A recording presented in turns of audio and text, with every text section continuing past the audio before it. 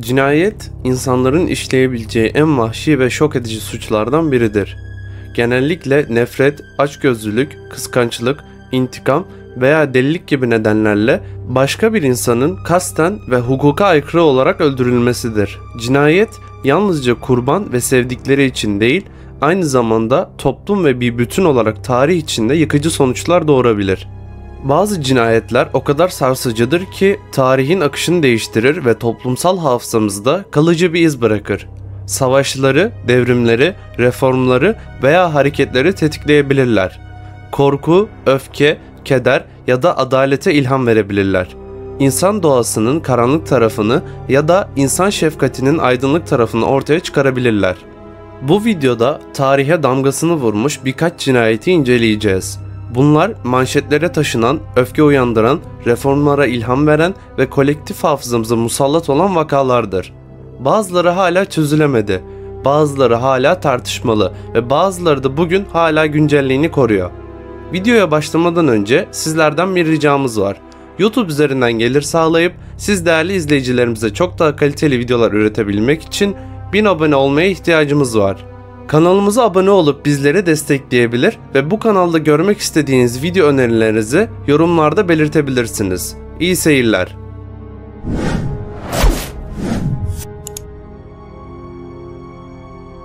Kutudaki Çocuk 1957.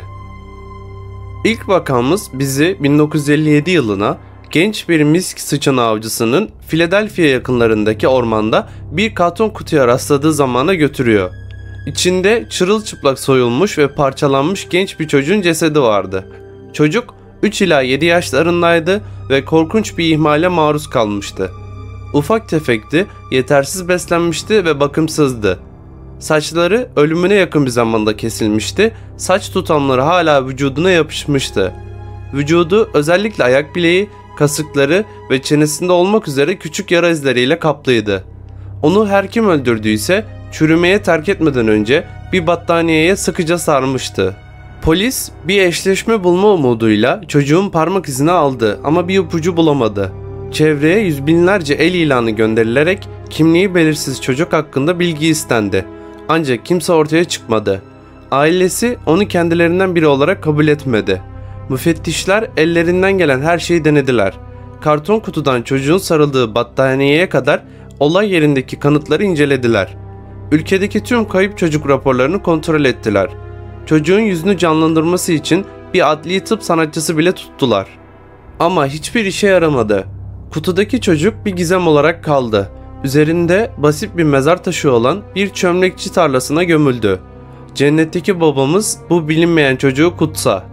Dava Amerikan tarihinin en ünlü faili meçhul cinayetlerinden biri haline geldi ve kamuoyunda adli bilimler ve kriminal araştırmalara karşı büyük bir ilgi uyandırdı. Yıllar boyunca pek çok kişi davayı çözmeye çalıştı ancak kesin bir cevap bulunamadı. Onu kim öldürdü ve neden öldürdü? Bu sorular bugün hala aklımızı kurcalıyor. Manson ailesi cinayetleri 1969. Sıradaki davamız tarihin en kötü şöhretli ve dehşet verici cinayet serilerinden biri. 1969 yazında Charles Manson adlı bir tarikat lideri ve Manson ailesi olarak bilinen müritleri Los Angeles'ta şiddet ve terör estirdi. 2 gece içinde aralarında o sırada 8 aylık hamile olan aktris Sharon Tate'in de bulunduğu 7 kişiyi öldürdüler. Ayrıca olay yerlerinin duvarlarına kanla yazılmış Helter Skelter, Pig ve Rice gibi şifreli mesajlar bıraktılar. Manson, Beatles'ın Helter Skelter şarkısından esinlendiğini ve bu şarkıyı siyahlar ve beyazlar arasında yaklaşmakta olan bir ırk savaşının kehaneti olarak yorumladığını iddia etmiştir. Bu cinayetleri işleyerek kıyameti tetikleyeceğine ve yeni bir dünya düzeninin lideri olarak ortaya çıkacağına inanıyordu. Ayrıca müritlerinin beynini yıkayarak kendisinin İsa Mesih'in reenkarnasyonu olduğuna ve kendilerinin de onun seçilmişleri olduğuna inandırdı. Manson ailesi cinayetleri ulusu şoke edip dehşete düşürdü ve 1960'ları karakterize eden barış ve sevgi çağının sonunu işaret etti. Aynı zamanda karşı kültür hareketinin karanlık yüzünü ortaya çıkarmış ve savunmasız insanların karizmatik psikopatlar tarafından ne kadar kolay manipüle edilebileceğini göstermiştir. Manson ve suç ortaklarının davası tarihin en sansasyonel ve tartışmalı davalarından biriydi ve dünya çapında ilgi gördü. Manson idam cezasına çarptırıldı ancak Kaliforniya'nın idam cezasını kaldırmasının ardından cezası ömür boyu hapse çevrildi. Manson 2017 yılında 83 yaşında hapishanede ölmüştür. John Lennon suikasti 1980. Sıradaki davamız sevilen bir ikonun en trajik ve anlamsız cinayetlerinden biri.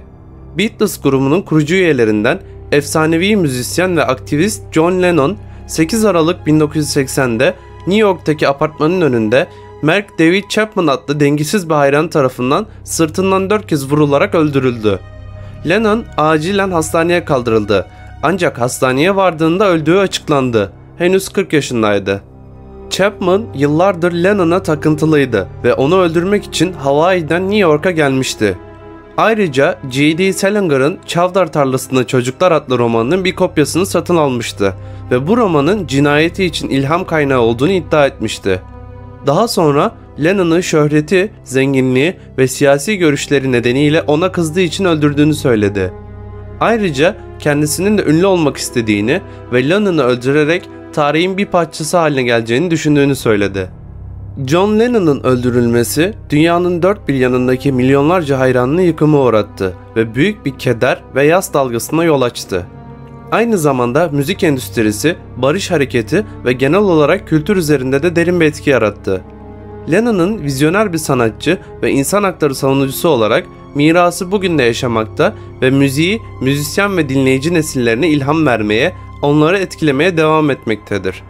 Chapman ömür boyu hapis cezasına çarptırıldı ve bugüne kadar parmaklıklar ardında kaldı. Şartlı tahliye talebi 11 kez reddedildi.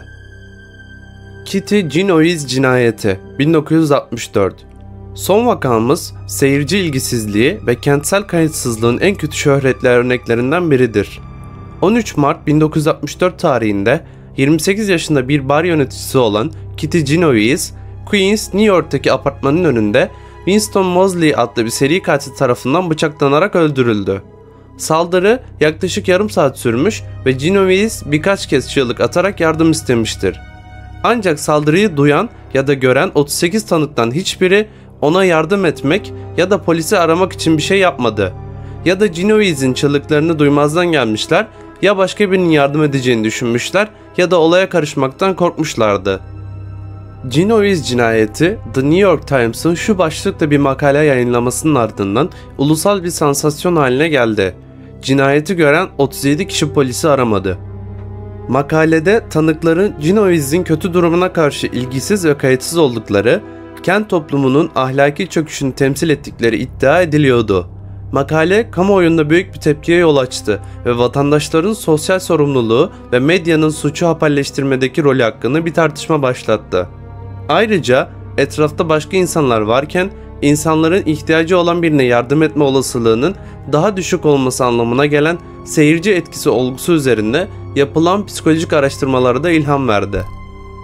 Ancak daha sonra yapılan incelemeler orijinal makalenin yanlış ve abartılı olduğunu ortaya çıkardı. Tanıklardan bazıları Genovese'e yardım etmeye ya da polisi aramaya çalışmış ancak ya çok geç kalmış ya da etkisiz kalmışlardır. Bazıları da Genovese'in saldırıya uğradığını fark etmemiş ya da bunun bir aile içi tartışma ya da sarhoş kavgası olduğunu düşünmüştür.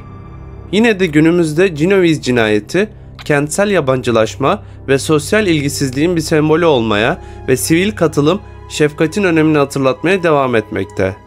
Videomuzu sonuna kadar izlediğiniz için teşekkür ederiz. Bu video hoşunuza gittiyse lütfen beğenin ve daha fazla gizemli içerik için kanalımıza abone olun. Ayrıca en son yüklemelerimizden haberdar olmak için zil simgesine basıp bildirimleri açmayı da unutmayın. Bir dahaki sefere kadar görüşmek üzere, meraklı ve güvende kalın.